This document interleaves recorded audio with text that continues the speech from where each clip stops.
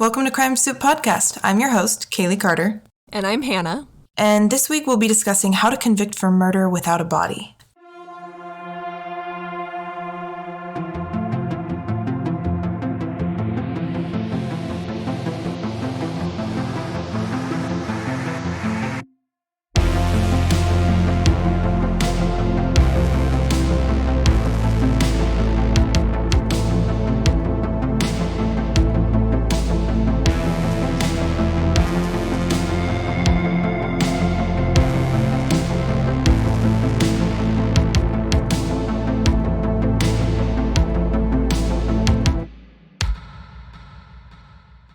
Despite the well-known phrase, no body, no crime, there have actually been hundreds of murder convictions documented worldwide without the aid of a victim's body, although they are much harder to prove. The misleading phrase, no body, no crime, can be traced back to a very popular Taylor Swift song.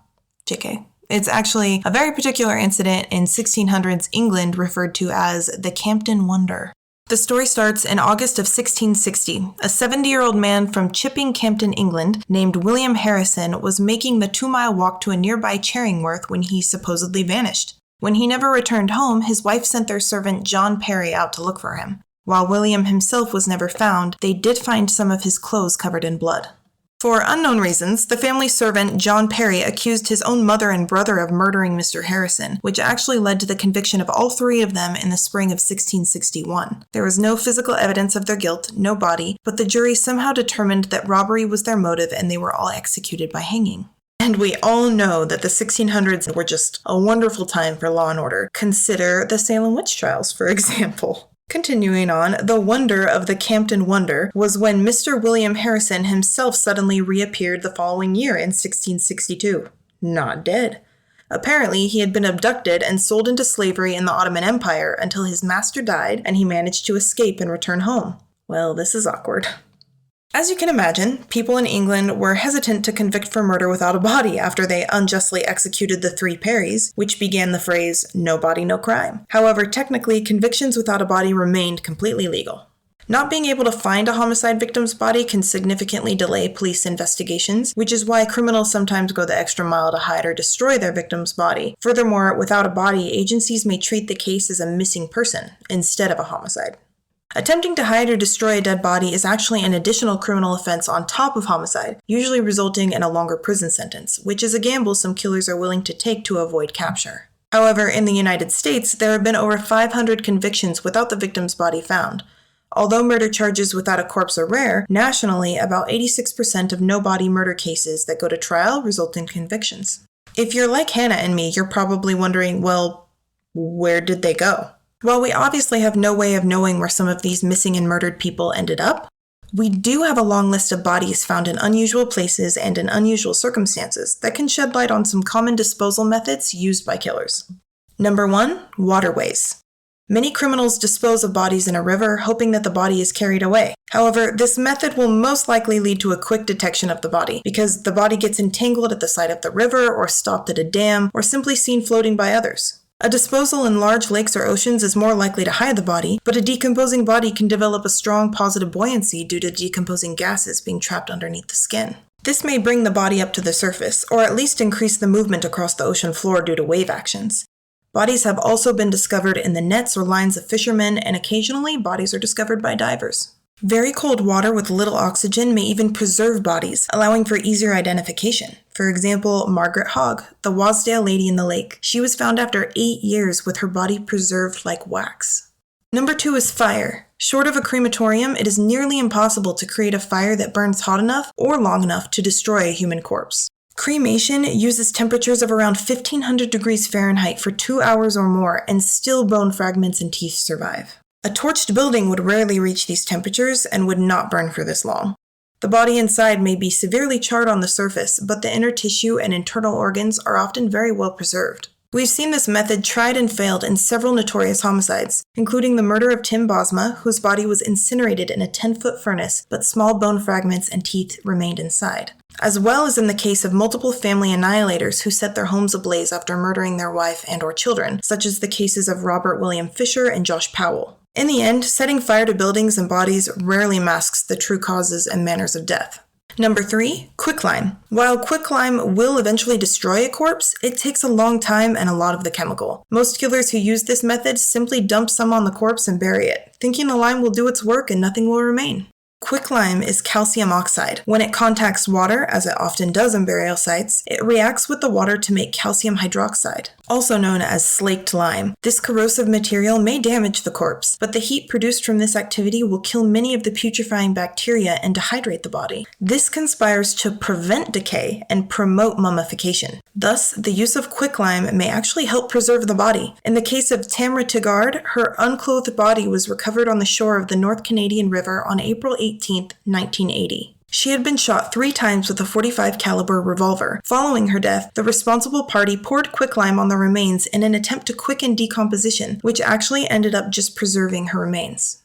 Number 4, acid. Criminals have been known to use strong acids in hopes of completely dissolving a body, most notably serial killer Jeffrey Dahmer, who tried with little success. Or Heisenberg, if you've seen Breaking Bad. Powerful acids such as hyaluronic acid, sulfuric acid, and chlorosulfuric acid can destroy a corpse, bones and all, but only if enough acid is used over a sufficient period of time. This is not only difficult, but extremely hazardous. These acids will indeed destroy the corpse, but they will also eat the tub the body is in and chew up the plumbing. Acid fumes will peel the wallpaper and burn the perpetrator's skin, eyes, and lungs. Most ordinary killers wouldn't have the means to dissolve their victims in acid, but perhaps an exceptionally sophisticated and extraordinary killer could. Number 5, burial. While not terribly imaginative, concealing a corpse through burial can actually be pretty effective compared to other means previously discussed, when you consider just how vast the possibilities are. Although it's been noted that most killers who dispose of bodies on land will choose areas they're familiar with, usually near their homes, like John Wayne Gacy, or places of employment or routes between them. However, with the aid of cadaver dogs, magnetometry, aerial photography, and ground-penetrating radar, among other standard procedures, being able to find buried bodies is getting better and more advanced.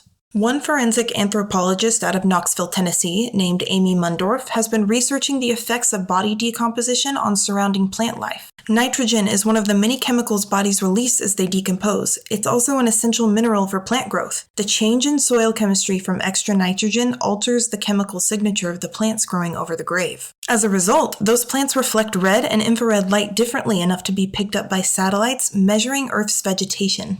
While this is not an exhaustive list, it gives you an idea of the various lengths killers will go to conceal their crimes, and it makes you wonder about the bodies that have never been found. How did they do it? One body that has still never been found is that of 6-year-old Eaton Patz of Manhattan, New York. Eaton Patz was only 6 years old when he disappeared on his way to the school bus stop in May of 1979. It was his first time walking to the bus stop by himself, but he never made it on. After Eaton failed to return home from school, his mother contacted police and an intense search began that evening, using nearly 100 police officers and a team of bloodhounds. The search continued for weeks. Neighbors and police canvassed the city and placed missing child posters featuring Eaton's portrait, but this resulted in few leads. On May 24, 2012, New York Police Commissioner Raymond Kelly announced that a man was in custody who had implicated himself in Eaton's disappearance. A law enforcement official identified the man as 51-year-old Pedro Hernandez of Maple Shade, New Jersey, and said that Hernandez had confessed to strangling the child. According to a 2009 book about the case, After Eaton, Eaton had $1 and had told his parents that he planned to buy a soda to drink with his lunch. At the time of Eaton's disappearance, Hernandez was an 18-year-old convenience store worker in a neighborhood bodega. Hernandez said that he later threw Eaton's remains into the garbage. Hernandez was charged with second-degree murder. According to a New York Times report from May 25, 2012, the police at the time had no physical evidence to corroborate his confession. In 2012, Jose Lopez, a man from New Jersey, reached out to investigators because he believed that Hernandez, Lopez's brother-in-law, was responsible for Eaton's disappearance. Statements by Hernandez's sister indicated that Hernandez may have publicly confessed in the presence of fellow parishioners in the early 1980s to murdering Eaton. According to Hernandez's sister, it was an open family secret that he had confessed in the church. A New York grand jury indicted Hernandez on November 14, 2012 on charges of second-degree murder and first-degree kidnapping. His lawyer stated that Hernandez was diagnosed with schizotypal personality disorder, which includes hallucinations. The lawyer has also said that Hernandez has a low IQ of around 70, and according to him, is at the border of an intellectual disability. In 1983, the May 25th anniversary of Eaton Patz's disappearance was designated National Missing Children's Day in the United States. In 2001, the tribute spread worldwide. The extensive media attention attracted by the case of Patz's disappearance has been credited with increasing public awareness of the problem of child abduction. As a result, fewer parents are willing to allow their children to walk to school. Photos of missing children have been more widely distributed, for example, on milk cartons, and the concept of stranger danger has been promoted. If Pedro Hernandez really is guilty of murdering Eaton Patz back in 1979, and Eaton's body has never been found, and we know that Hernandez has only an IQ of 70, it's obvious it doesn't take a mastermind to get away with murder for over 30 years, and it doesn't take a mastermind to make a human body disappear without a trace. I really want to talk about the Camden Wonder. The Camden Wonder. I think it's funny that you mentioned that you mentioned the Salem witch trials. Because actually one of the reasons that the Perrys got executed is because they thought that the mother, John Perry's mother, was a witch. Oh my God. They actually executed her first before her sons because they thought if she has placed a spell on her sons, and that's the reason that they're not confessing to the crime, so they decided they're going to kill her first and then see if the spell was broken. Every day I wake up, I'm grateful that I wasn't born in the 1600s. Honestly, I know, right? What a terrible time, just in general, but especially as a woman. It's a no for me. What did it really take to be considered a witch? Because I don't think it was very much. I doubt it was very much at all. Okay, but like the Camden Wonder is wild to me. I feel like it's a really good example that people have not changed in like 400 years. No, absolutely not. I am a firm believer that human nature has been the same for a very long time. We have not learned. We have not changed. Like, can you even imagine? The whole town was just like, so, Mr. Harrison, a few things happened while you were gone. The details aren't important, but the Perrys are gone. They were probably just bloodthirsty and like really bored because like what was there even to do in the 1600s besides like churn butter? It was a mystery. They were like, oh my God, it's happening here in our town right now. And the Perrys probably did it. You know what this is a testament to? Whoever smelt it dealt it has been at one with human nature for at least this long, because that's exactly what happened to the Perrys. That's exactly what happened to John Perry specifically. He's the original smelter and delter. Yes, but he didn't even do it. So it's just, I mean, humans have been thinking that way for a long time. Oh my gosh. Yeah, the more cases that we covered, the more I'm like, wow, we have not changed. Sometimes I feel like humans are so intense and interesting and the human brain is like a maze. And then sometimes I'm like, humans are just weird little creatures with really predictable behaviors. Like, yeah. Well, like, we know that killers and just like, I mean, people in general, they stick to what they're familiar with. And so when they're trying to dispose of a dead body, they'll stick to places that are near their homes or places of work or the routes in between them because they know what to expect. I think it's really interesting and very telling, like with John Wayne Gacy, how he buried and hid all of his bodies of all those young men just like in his house. Mm-hmm. I think that makes me think that he was very controlling and wanted to have absolute control over the situation and know exactly where they were and like be protective of them at all times. I think that's a spot on assessment then. Needing control all the time, and he knew everything about the situation if they were right under his feet, literally. Yeah, whereas like other people, they just like, they pick a spot, they bury the person or whatever, and then imagine the anxiety of being like just waiting and wondering like when are they going to be found. But with John Wayne Gacy, it was like, I know they're not found and nobody's going to find them because they're under my floorboards. Until they did, but yes. Yeah, and until that little thing happened. Yeah. Or like Jeffrey Dahmer. Yeah. He went way over the top and had like giant barrels of acid and was like trying to dissolve whole bodies. He ain't right. It goes back to like his childhood. He was like obsessed with, he loved science. Like as a young kid, he like would collect animal bones and stuff. So it just tracks that he would do the same thing with people. He's like, these are just large animals. Yeah. Oh my God. People stress me out. So I used to think that like whenever bodies weren't found, like the police couldn't find them after like using all the methods and having scuba divers and bloodhounds and all that stuff, that like the killer must have been like this criminal mastermind. I mean, did you think that too? I just think people get lucky.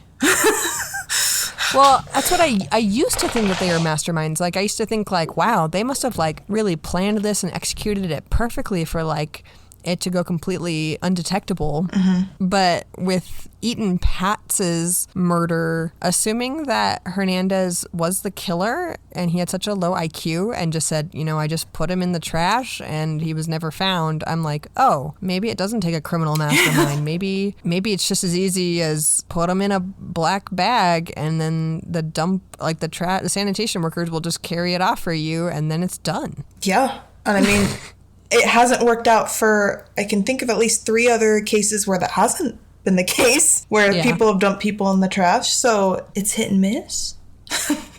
You do not have to be a criminal mastermind. Okay, but like, I hate to rag on the JonBenet Ramsey case because it's been like done so much and people talk about it so much, but the police, when JonBenet Ramsey went quote unquote missing and they found the ransom note for her, the police arrived at 6:00 in the morning. Her body was in the basement of the house and they didn't find her body until 1 p.m. Yeah. That is, 7 hours? Police were actively at the house at a crime scene for 7 hours and they didn't look downstairs. 7 hours. Like, I get it was a big house, but yeah. Okay.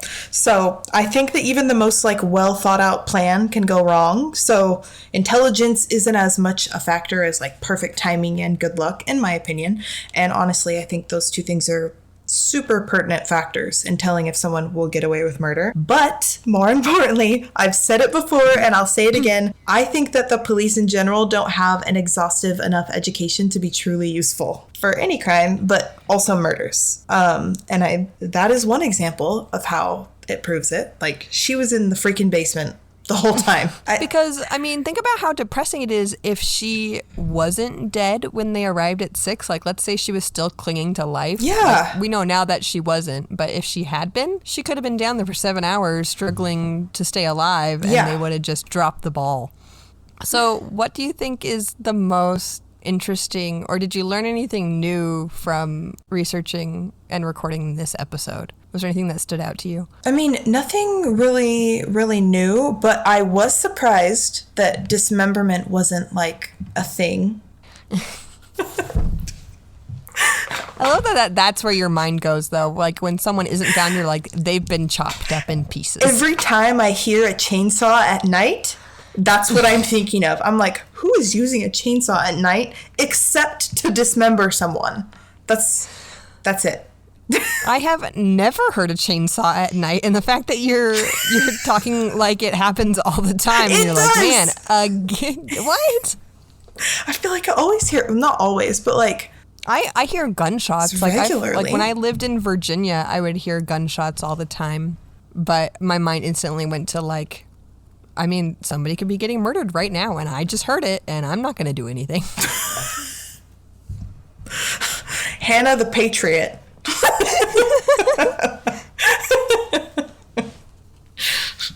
Not my problem.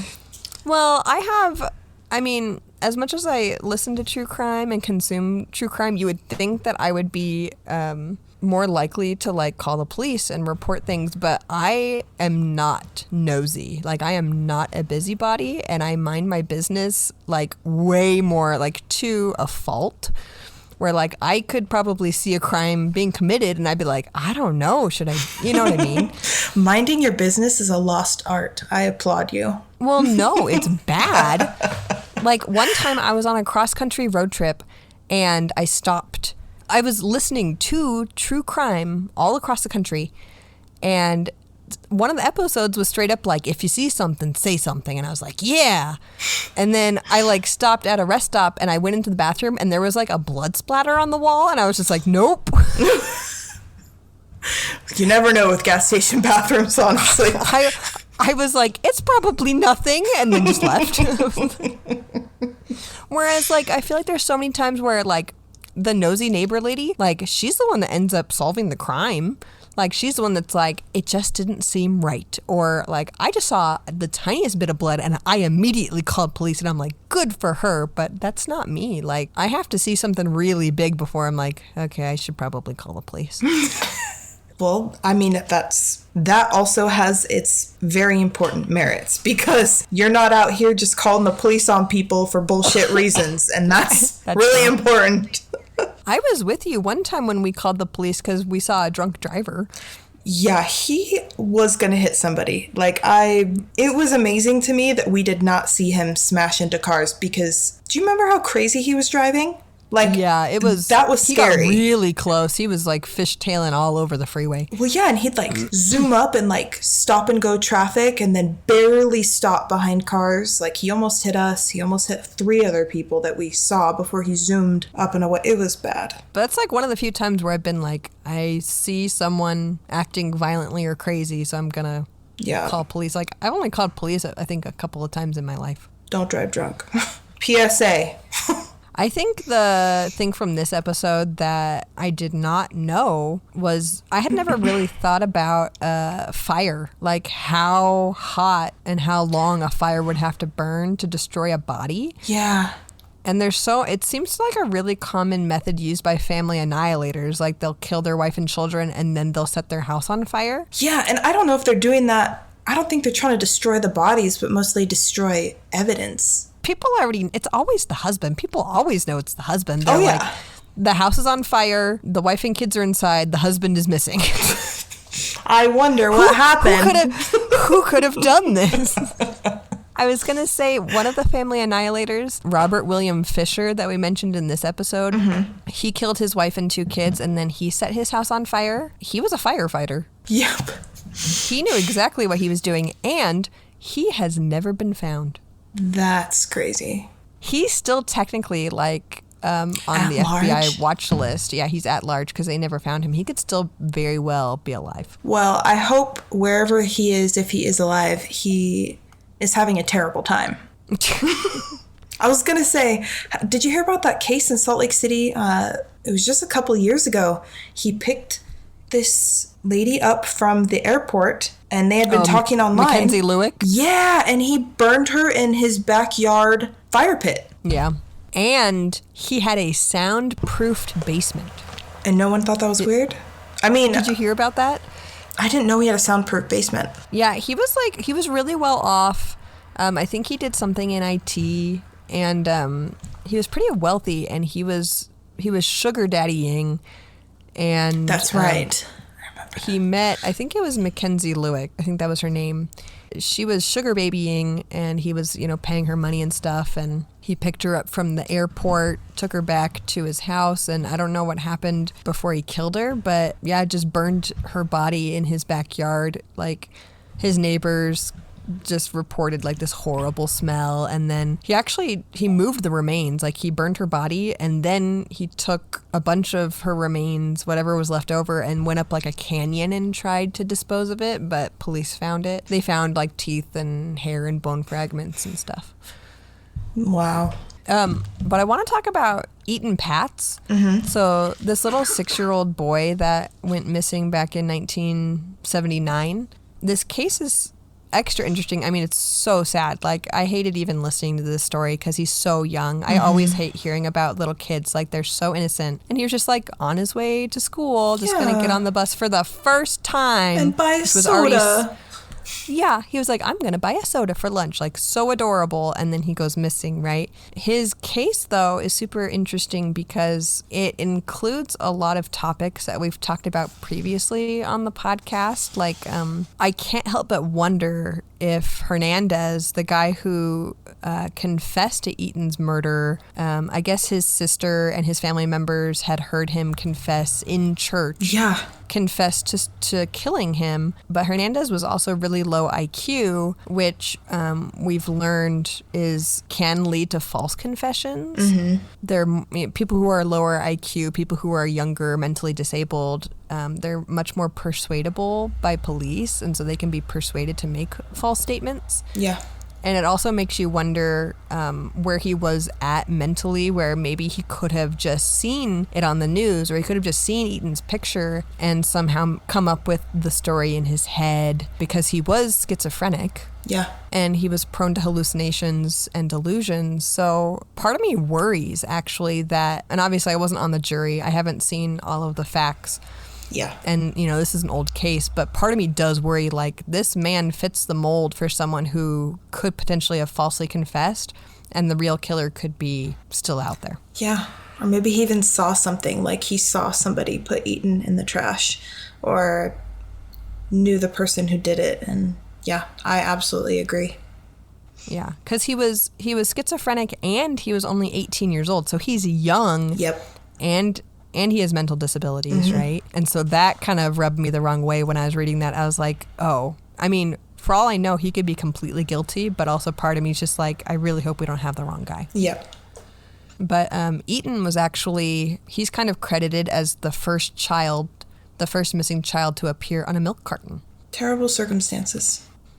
Over 40% of missing, because like we said, missing can also mean murdered, but missing women and girls are Black, Brown, and Indigenous. And they only make up 16% of the population. So those numbers are highly disproportionate.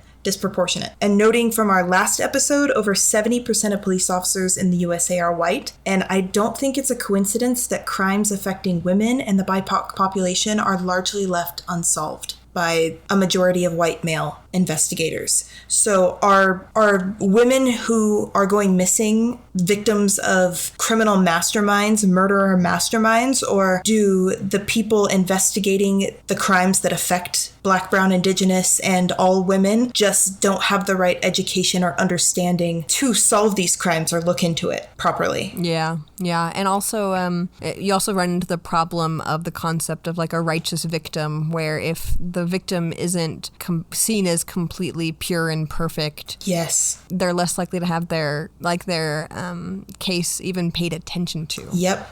So like if they have any kind of hairy past, if they have any kind of drug charges, any kind of prostitution charges. If they even just look a certain way. Yeah, exactly. And also what goes along with that is how they look. If they even just are misconstrued as being into drugs, Yep. Then suddenly the police are kind of like, well, we've got this, like Eaton Patz, he was a righteous victim. He was a 6-year-old white boy. Yep.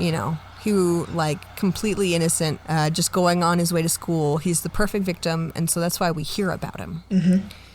And he ends up on the milk carton. Yep. But you have, what did you say, 40%? Yeah, over 40% of missing women and girls are Black or Brown or Indigenous. They just don't want to pursue a lot of these missing and murdered Indigenous women. Yeah. It's not a coincidence that women and the BIPOC community are the ones most at risk, and we're literally seeing how the results of a lack of education on the part of law enforcement allows certain types of crime to not just continue, but potentially thrive. Like, this is a potentially solvable issue if we have the education. Yeah, do we have a resource for that? Because I remember when you and I went to the Women's March a couple years ago, they had a representative. They had a bunch of women there representing the missing and murdered Indigenous women. Yes. So the website is mmiwusa.org, which is Missing and Murdered Indigenous Women USA.org. Yeah, and they have information on how to help, how to donate, and where to follow them on social media and things that they're doing to bring awareness and solve this. You know what else is wild is, like, I saw this a little bit, I think everyone saw this with, like, like in Ted Bundy's case, how when he was crossing state lines to commit murders, there was really poor communication between police forces, which helped him stay free for so long because they weren't talking to each other and connecting the dots. Yep. There's a lot of serial killers where they cross state lines, and so you might have a serial killer who's killing in multiple states, but they don't find out who it is for sometimes decades because nobody's talking to each other. And that's still a large issue because not all police departments use the same programs. So like even within the same state, like different cities will use different programs. So not all the information on specific people are even updated. Like it's crazy. Do you know who the missing people are in your city? Your local police department might have a missing persons page on their website. And you can also visit mmiwusa.org to support the cause and even donate if you can. That's all for this week's episode, my chowder chums. Thanks for joining us. We hope you'll tune in next Tuesday for an all-new story. Don't forget to follow us on TikTok at Crime Soup Podcast and Instagram at crime_soup. As always, have a great week and bon appetit.